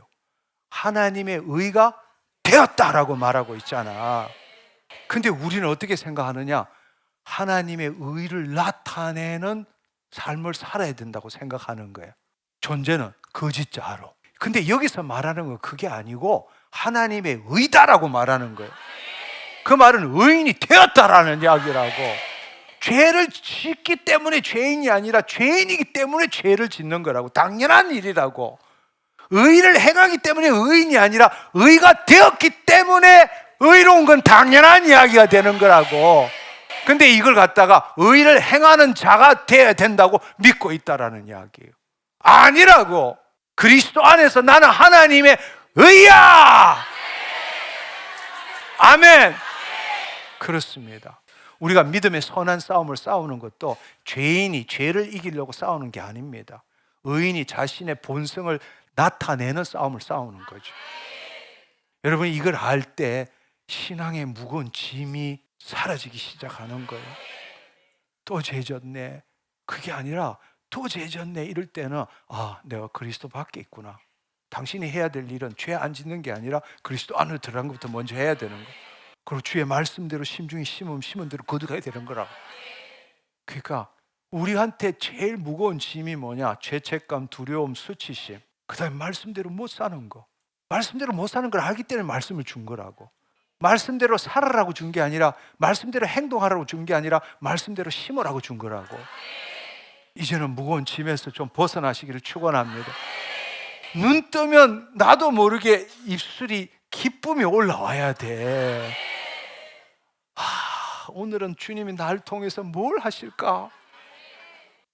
오늘 이 더러운 세상 깜깜해졌으면 좋겠다. 또 어느 놈도 만나야 되고 뭐도 해야 되고. 이게 아니고 한번 바꿔보라고. 주님이 나타나십니다. 나 하나님의 의라고. 당신이 의인이 되고 하나님의 의를 나타낼 때부터 그 속에 하나님의 능력이 나타나기 시작, 그 일에 하나님이 개입하시기 시작한다라는 거예요. 그래서 다시 한번 말씀드리지만 골로새서 1장 29절에 보면 이 사도 바울이 말한 게, 이를 위하여 나도 내 속에서 능력으로 역사하시는 이의 역사를 따라 힘을 다하여 수고하느니라. 그분 안에서 그분을 나타내도록 최선을 다하는 삶을 살아야 되는 거지, 내가 주님 위해서 최선을 다하는 삶이 아니라는 이야기입니다. 이제 여러분들이 재창조된 자녀다. 이제는 더 이상 돌이킬 수가 없어. 오늘 말씀을 통해서 성경적으로 여러분이 하나하나 이해했다면 여러분은 나는 죽고 그리스도가 사는 삶을 사는 거예요. 그리고 나는 재창조된 거라고. 할렐루야. 아담과 비교할 수 없는 하나님으로부터 난 자라고. 예수 그리스도 안에 있는 자라고. 그 예수님을 나타내는 존재라고. 그 하나님의 자녀를 이 성경에서는 뭐라고 부르느냐? 로얄 킹덤 패밀리라고 부르는 거라고. 왜냐하면 바로 예수님이 왕족이잖아. 왕 중에 왕이시잖아. 그분이 우리 가족이시잖아. 그러니까 우리가 로얄 킹덤 패밀리가 되는 거죠. 베드로전서 2장 9절에 보면 너희는 택하신 족속, 왕 같은 제사장, 거룩한 나라요, 그의 소유된 백성이. 우리의 정체성이 뭐냐? 우리의 정체성이 로얄 킹덤 패밀리라는 이야기. 근데 여기에 두 가지가 있어요. 우리의 신분이 로얄 킹덤이라고. 로얄, 귀족이라는 이야기, 왕족이라는 거예요. 패밀리라는 것은 우리가 개인이 아니라 가족이라는 이야기예요. 그 말은 뭔가? 같은 생명을 나눈 가족이라는 거예요. 그러니까 하늘에 계신 나의 아버지가 아니라 하늘에 계신 우리 아버지가 되는, 그게 바로 로얄 킹덤 패밀리라는 뜻이란 말이에요. 여러분, 제발 마귀의 통치를 받는 평민으로 살지 않기를 축원합니다. 우리는 왕족입니다. 나 로얄 킹덤 패밀리입니다. 우리가 로얄 킹덤 패밀리로서 우리의 정체성을 가질 줄 알아야 합니다. 그래서 우리는 늘 우리 서로 함께 살 줄 알아야 합니다. 안 그러면 마귀의 종로로 달 수밖에 없어요. 로얄 킹덤 패밀리에는 두 가지가 포함되어 있다. 하나는 로열티를 갖고 있는 디그니티, 왕족으로서의 근엄함, 위엄을 갖고 있는 거. 패밀리라는 것은 가족이라는 뜻이에요. 우리의 정체성이 바로 그렇습니다. 그래서 우리 서로 함께 성령 안에서 지체로서 살 줄 알아야 한다는 것입니다. 그래서 우리가 이해해야 될 첫 번째 정체성은 재창조된 하나님의 자녀라는 것. 두 번째로는 하나님의 형상을 나타내는 자다. 제 형상을 나타낸다는 게 뭔지를 이해해야 합니다. 아이콘이다. 누가 누르면 사랑, 생명, 하나됨이 나타나는 거죠. 할렐루야. 나를 보호하는 자가 아니라 찍 누르면 하나님이 쫙 나타나는 존재다. 세 번째로는 뭔가 하면 영생을 누리는 자다. 영생을 누리는 자다. 조에 하나님의 생명을 지금 가지고 있잖아요. 영생을 누리는 자다. 그 다음에 네 번째로는 뭔가 하면 거룩한 왕족이다. 다섯 번째는 하나님의 모든 것들을 누리는 자다. 우리가 로얄 킹덤 패밀리라면 이 정체성을 갖고 있어야 돼요. 그러니까 우리가 오늘 말씀을 통해 가지고 지금까지 우리가 알아왔던 나 죄 사함 받고 구원 받은 자, 이렇게 생각한 거하고 오늘 성경을 하나님의 창조 목적의 실현의 관점으로 만세 전부터 예수 그리스도 안에서 예정되었던 우리가 선택된 자로서 우리가 볼 때 우리가 구원이라는 게 얼마나 놀라운 일이냐고. 우리가 누릴 수 있는 건 아는 것만큼, 즉 기노스코, 하나 되는 것만큼 누릴 수 있는 거라고. 다른 말로 믿는 만큼 누릴 수 있는 거라고. 오늘 이 시간을 통해서 당신이 누구인지 알기를 축원합니다. 그래서 그동안에 저는 여러분에게 늘 태생이 바뀌었고 국적이 바뀌었고 신분이 바뀌었다 이런 이야기를 했지만, 이걸 정말 성경적으로 하나하나 이걸 정확하게 신학적으로도 이렇게 함으로써 정말 오늘 이 시간에 그냥 믿습니다 이게 아니라 정말 내가 누구인가를 알고 오늘부터 신앙생활하기를 원합니다. 우리 평민 아닙니다. 이 세상 나라의 마귀 통치함을 받는 평민이 아니라고, 하나님 나라의 왕족입니다. 나 로얄 킹덤 패밀리입니다. 이 왜곡된 또 편협된 이 신학적인 이해 때문에 수많은 성도들이 평생 불가능한 싸움을 계속하도록 만든 거예요. 죄에서 벗어나려고, 거룩한 삶을 살려고. 얼마나 거룩해야 하나님이 인정하는 거룩이 될 수 있어요? 우리는 이미 예수 그리스도 안에서 거룩한 자입니다. 내 육신이 거룩하지 않아서 그렇지 내 본질은 거룩한 자입니다. 왜곡되고 편협된 이 신학 체계 때문에 정말 수많은 이 성도들이 평생 불가능한 싸움을 계속하고 있는 겁니다. 자신을 끊임없이 죄인으로 규정하고는 죄 안 짓기 위해서 분투하는 삶을 신앙의 본질로 여기게 만들었습니다. 그렇지만 우리가 하나님이 창조하신 것은 당신의 영광을 나타내기 위해서 창조한 거지 죄 안 짓고 거룩한 삶을 살라고 창조한 게 아니라는 사실이에요. 우리는 하나님의 자녀입니다. 하나님의 형상을 따라 모양대로 지음을 받은 자입니다. 아멘. 그렇습니다. 이제는 인간의 노력으로 결코 완성될 수 없는 이 싸움을 하지 말아야 합니다. 이 싸움을 멈춰야 합니다. 우리는 죄를 짓지 않기 위해서 애쓰는 존재가 아닙니다. 아멘. 하나님의 의가 본질로서, 본성으로서 자연스럽게 드러나도록 하기 위해서 자기를 부인하고 자기 십자가를 지는 존재입니다. 이제 더 이상 그 싸움 싸우지 말라고요. 불가능한 싸움이라고, 마귀에게 잡혀 들어가는 싸움이라고. 이제는 하나님을 나타내는 싸움을 싸우라고요. 할렐루야. 하나님 감사합니다. 나는 로얄 킹덤 패밀리입니다. 하나님을 나타내는 게 내 본성입니다. 아멘. 내가 재창조된 하나님의 자녀입니다. 아멘. 저는 오늘 이 사실을 여러분의 그 심중에 심는 것은 어떤 기적보다 더 큰 기적이에요. 아멘.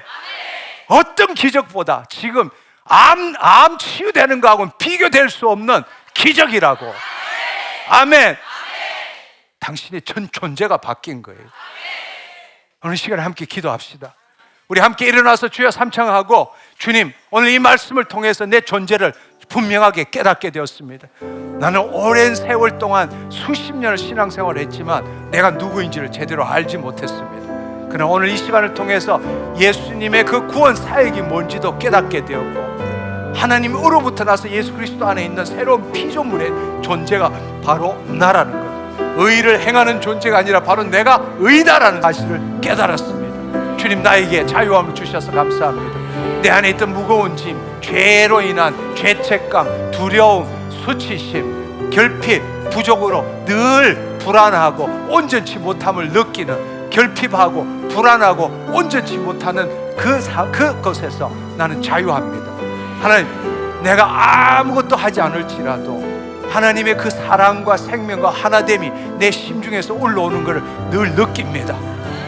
하나님, 세상이 어떻기 때문에, 세상이 나에게 뭘 해줬기 때문에 기쁨이 있는 것이 아니라 나는 본래 하나님의 성령 안에서 의와 평강과 희락을 누리는 존재입니다. 내가 누구인지를 몰랐기 때문에 죄책감, 두려움, 수치심, 결핍, 부족, 공허함 속에 시달렸습니다. 그러나 내가 누구인지 알고 그리스도 안에 들어갈 때 내 혼이 방향전환을 해서 하나님 중심으로 그리스도 안에 있을 때는 자연스럽게 내 심중에 성령 안에서 의와 희락과 평강이 올라오는 걸 누리는 자입니다. 그게 바로 나입니다. 그렇게 함께 기도하기를, 통성으로 기도하기를 함께 기도하겠습니다. 주여! 주여! 주여!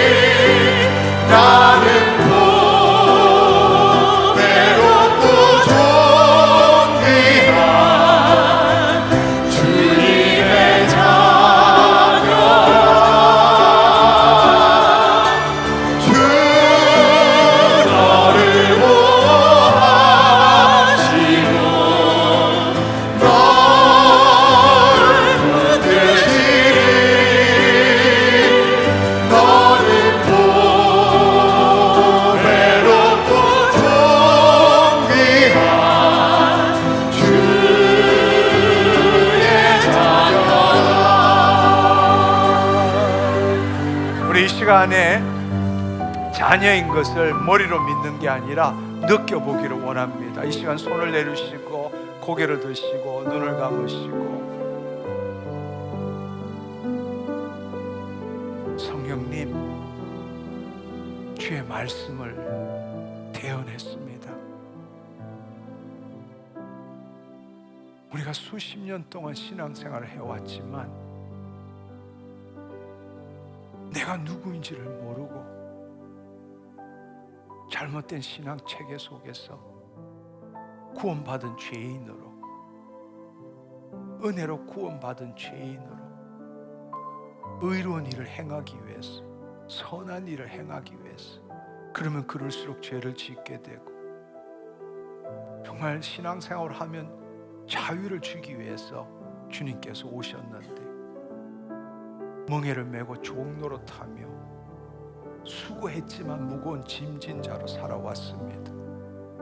늘 열심히 신앙생활을 하면 할수록 죄에 민감해지고 죄책감, 수치심, 두려움, 늘 결핍과 부족감, 상실감과 공허함 속으로 주님을 위해서 뭔가 애쓰지 않으면, 생각하지 않으면, 성경 읽지 않으면, 뭔가 선한 일 하지 않으면 늘 다시금 두려움 속으로, 죄책감 속으로 빠지는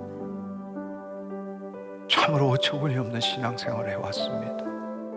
그러나 이제는 내가 누구인지 알게 되었습니다. 예수님이 흘리신 피로 말미암아 내 혼이 다시금 하나님 중심으로 돌아올 수 있게 되었고, 그 물로 말미암아 내 심중이 새 가죽보대가 되었으므로 이제는 주님, 내 심중에 주의 생명의 말씀을 심고 그 심은 대로 생각하고 느끼고 말하는 내가 되었음을 알게 하신 것 감사합니다. 주님, 이 시간에 성령님, 우리의 심중에 임하여 주시옵소서. 오늘 들은 말씀 내 심중에 기록되었으므로 이제는 그 심중에서 올라오는 그 하나님의 음성을 들을 수 있게 하여 주옵소서. 하나님, 이 시간에 내가 하나님의 자녀라는 것, 하나님으로부터 나서 예수 그리스도 안에 있는 자녀라는 것이 머리의 생각이 아니라 심중에 올라옴으로 인하여 내 혼이 그것을 붙들므로 온몸이 느끼게 하여 주옵소서. 주님, 이 시간 성령님 한 사람 한 사람에게 말씀하여 주옵소서. 이는 내 사랑하는 아들, 이는 내 사랑하는 딸, 내가 기뻐하는 자니라. 바로 성령님이 임하시고 예수님에게서 하셨던 그 말씀이 내 심중에서 들릴 때 그것을 아멘으로 받아들임으로 내 온몸이 하나님의 자녀를 느끼게 하여 주옵소서. 성령님, 말씀하여 주옵소서.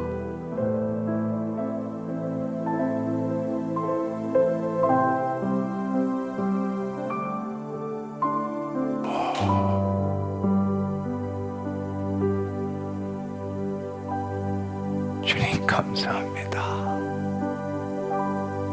주님 감사합니다. 주님 감사합니다. 머리가 아니라 온몸이 반응하게 하여 주옵소서. 오직 성령 안에서 의와 평강과 희락을 체험하게 하여 주옵소서.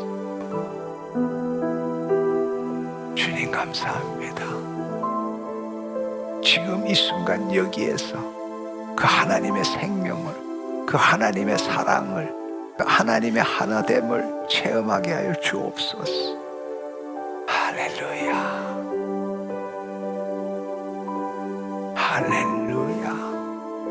더 강력하게, 더 강력하게, 더 강력하게. 주님 감사합니다. 나는 하나님 당신의 자녀입니다. 당신으로부터 났습니다. 당신으로부터 거듭났습니다. 당신으로부터 거듭났습니다. 이전에 내가 아닙니다. 법적으로 신분이 바뀐 게 아닙니다. 주님이 날 창조하신 겁니다. 주님이 날 창조하신 겁니다. 이전의 존재가 아닙니다. 내가 믿는 그 존재가 아니라 그 내가가 바뀐 것입니다. 주님 감사합니다. 주님 감사합니다. 주님 감사합니다. 주님 감사합니다. 나는 영생을 누리는 자입니다. 나는 주님을 나타내는 자입니다. 내 혼을 주님께 의탁하는 자입니다. 하나님의 모든 것들을 사용할 수 있는 자입니다. 할렐루야, 할렐루야, 할렐루야. 성령님 더 강력하게 역사하여 주옵소서. 성령님 더 강력하게 역사하여 주옵소서. 오 주님, 오 주님, 오 주님, 오 주님 감사합니다. 감사합니다. 감사합니다. 감사합니다. 오 주님 감사합니다. 오 주님 감사합니다. 더 강력하게, 더 강력하게, 더 강력하게, 더 강력하게. 성령님 강력하게. 주님, 그 머리를 사로잡아 주셔서 머리로 생각하는 게 아니라 머리로 되새기는 것이 아니라 그 심중에서 주의 아버지 생명이 올라오는 것을 맛보고 체험하게 하여 주옵소서. 주님 감사합니다. 내가 누구인지를 내가 믿는 것이 아니라 내 안에 계신 주님이 말씀하시는 것을 체험하는 자 되게 하여 주옵소서. 할렐루야, 할렐루야. 오 주님 감사합니다. 오 주님 감사합니다. 평강이 넘칠지어다. 기쁨이 넘칠지어다. 기쁨이 넘칠지어다. 평강이 넘칠지어다. 할렐루야, 할렐루야. 주님 감사합니다. 주님 감사합니다. 주님 감사합니다. 오늘 말씀을 통해서 당신은 정말 누구인지 아느냐, 이 질문에 주님이 말씀하시는 것을 가지고 함께 나누었습니다. 창세전부터 예수 그리스도 안에서 예정된 선택된 존재였습니다. 근데 우리는 죄인으로부터 시작했습니다. 하나님은 오늘 창세기부터 주님께서 이 땅에 오신 그 이야기를 통해서 예수님이 성육신 하신 이유가 무엇인지 깨닫게 되었고, 내가 누구인지를 알게 되었습니다. 주님, 법적으로 신분이 변한 것이 아니라 내 태생이 변한 것입니다. 내 국적이 변한 것입니다. 따라서 내 신분도 변화되었습니다. 주님, 하나님으로부터 나서 예수 그리스도 안에 있으며 주님을 나타내는 그 삶을 사는 자, 그것이 바로 하나님의 형상을 따라 모양대로 지음받게 하신 이유인 것도 알게 되었습니다. 날마다 그리스도 안에서 주님을 더 나타내므로, 그 모양대로 빚어져 가므로 부활의 몸을 입을 때 개별적 그리스도화가 되어가는, 바로 예수 그리스도와 함께 왕노릇하는 자가 되었음을 알게 되었습니다. 주님, 끝까지 세상의 마귀가 주는 문제에 묶이지 않게 하시고, 하나님, 내 혼이 그리스도 안에 들어가므로 그리스도 안에서 승리하는 삶을 사는 내가 되었습니다. 주님, 나를 자녀 삼아 주시고 아빠, 아버지라고 부를 수 있게 해주셔서 감사합니다. 내 입술에서 찬미의 제사가 끊이지 않게 하여 주옵소서. 모든 걸 내려놓고 그 아버지를 생각할 때, 내 안에 계신 예수 그리스도를 생각할 때 내 안에 기쁨이 충만케 하여 주옵소서. 감사드리옵고 예수님의 이름으로 기도드립니다. 아멘, 아멘. 할렐루야. 하나님 감사합니다. 주님 감사합니다. 할렐루야.